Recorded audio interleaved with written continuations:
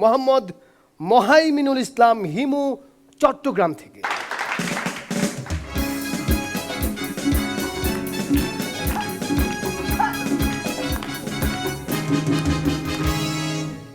সাজু ভাই, আপনার কথায় হলুদ পাঞ্জাবিটা পরে ফেললাম, কেমন লাগছে? ওয়াও, কেমন লাগছে?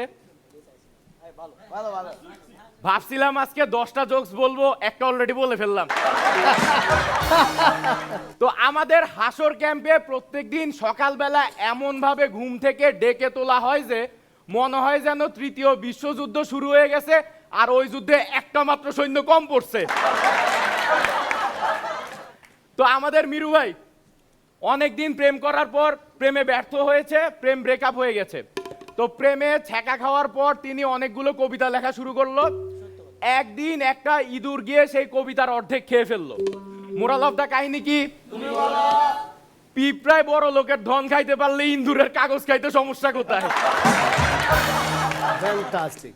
সাজু ভাই, প্রতিভা আর বুদ্ধিমত্তা এদের মধ্যে পার্থক্য কোথায়? কোথায়? প্রতিভা এবং বুদ্ধিমত্তা এদের মধ্যে পার্থক্য কোথায়? কোথায়?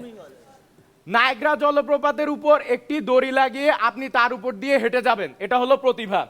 আর এরকম বোকামির কাজ না করাটাই হলো বুদ্ধিমত্তা। সাজু ভাই, আবার আপনার কাছে যাচ্ছি। আপনি একটি কাজ করে দেবেন কি দেবেন না, এই বিষয়টি নির্ভর করছে মূলত কিছু আকার, উকার, রস্বইকার, দীর্ঘিকার ইত্যাদির উপর। বিশ্বাস হচ্ছে না? আপনাকে যদি সুমন, নাহিদ বা রনি নামের কেউ একটি কাজ করে দিতে বলে, আপনি সেই কাজটি নাও করতে পারেন। কিন্তু সেই একই কাজটি যদি সুমনা, নাহিদা বা রানী নামের কেউ করে দিতে বলে, কাজটা কিন্তু আপনি ঠিকই করে দেবেন। মাজার ভাই, এবার আপনার জন্য একটু খেয়াল করে দেখবেন, পৃথিবীতে সবচেয়ে বেশি দুর্নীতিগ্রস্ত হচ্ছে তারাই যারা নোবেল পুরস্কার দেয়। কেন বলতে পারবেন? তুমি বলো। একটু চিন্তা করে দেখবেন, যে কোমর আবিষ্কার করছে তারা কিন্তু শান্তিতে নোবেল দেওয়া হয় নাই। এটা আসলে এটা ভালো কথা। একদিন আমাদের সুপারস্টার অনন্ত জলিলের সাথে মেসির দেখা হয়ে গেল। তো স্যার মেসিকে জিজ্ঞেস করছে, কিরে তুই নাকি ফুটবল সম্পর্কে অনেক কিছু জানিস, তোর অনেক জ্ঞান। এই শুনে মেসি বলল, হ্যাঁ আমি তো জানি, প্রশ্ন করেই দেখেন না পারি কিনা। এই শুনে স্যার বলল, আচ্ছা তাই না, দেখি বলতো গোল পোস্টের জালে কয়টা ফুটা থাকে। আচ্ছা, সবার জন্য হলো। এবার নিপুণ আপু আর সাজু ভাইকে নিয়ে। আমাদের নিপুণ আপুর সাথে সাজু ভাইয়ের গভীর প্রেম চলছে। তো হঠাৎ করে তাদের ব্রেকআপ হয়ে গেছে, এত খুশি হওয়ার কিছু নাই। তো কারণটা কি? কারণটা কি? একদিন সাজু ভাই এই নিপুণ আপুকে নিয়ে তার এসি গাড়ি করে ঘুরতে বেরিয়েছিল। এমন সময় নিপুণ আপু প্রশ্ন করে বসলো, জান তোমার গাড়িতে যে এসিটা চলে ওইটা কারেন্ট বিল কোথায় থেকে আসে, তোমার ঘরে না অন্য কোথাও? তো ফাঁসির মৃত্যুদণ্ডপ্রাপ্ত এক আসামিকে ফাঁসিতে ঝুলানোর আগে এক লোক জিজ্ঞেস করলো যে আপনার শেষ ইচ্ছা কি? এই শুনে সেই লোকটি বলল, আমার বদলে আপনি যদি একটু ঝুইলা যাইতেন। ধন্যবাদ।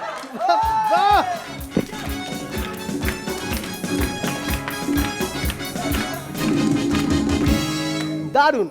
মানে আজকে হিমু সেজে এসে একদম হিমুর মতোই মাত করে দিল। হুমায়ুন আহমেদ, আমাদের একদম শ্রদ্ধেয় স্যার হুমায়ুন আহমেদের সেই অনবদ্য সৃষ্টি হিমু, এবং হিমুর মতোই মাত করে দিল। শুধু একটা প্রশ্ন আমি করতে চাই, নিপুণ বয়স কত তোমার? কেন? না দেখি কোন খেলাটা খেলা যায়। আমি কোনো খেলা খেলতে চাই না। 2020? সরি, না না না, নাকি? সরি। One day? না, আমি জানতে চাই যে এসির বিলটা কোত্থেকে দেওয়া হয়। যে মানুষ এসির বিল কোত্থেকে দেয়া হয় জানতে চায়, তার সাথে না খেলাই উচিত। জুয়েল ভাই। হলুদ হিমু, তুমি একদম হিমুর মতো কাজটি করেছো। সবচেয়ে বড় কথা হচ্ছে যে যে জিনিসটি স্বতঃস্ফূর্ত আসে, তোমার স্ক্রিপ্টের বাইরেও তুমি হাত দিয়েছো, পা দিয়েছো, মাথা ঢুকিয়েছো এবং সাকসেসফুলি সেখান থেকে আবার জায়গা মতো ফিরে এসেছো। আসলে তোমাদেরকে এখন নাম্বার দেয় আমাদের পক্ষে মুশকিল। পরীক্ষা দিচ্ছি আমরা, তোমরা না।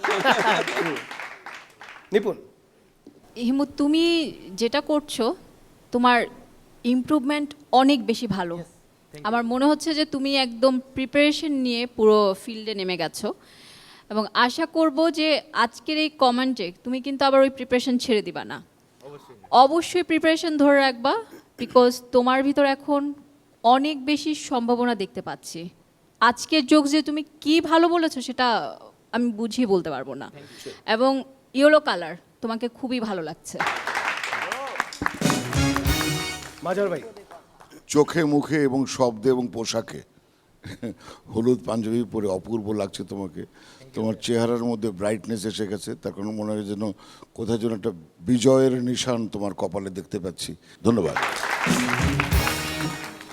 হিমু, থ্যাংক ইউ, খুব ভালো লাগছে পাঞ্জাবিতে, থ্যাংক ইউ।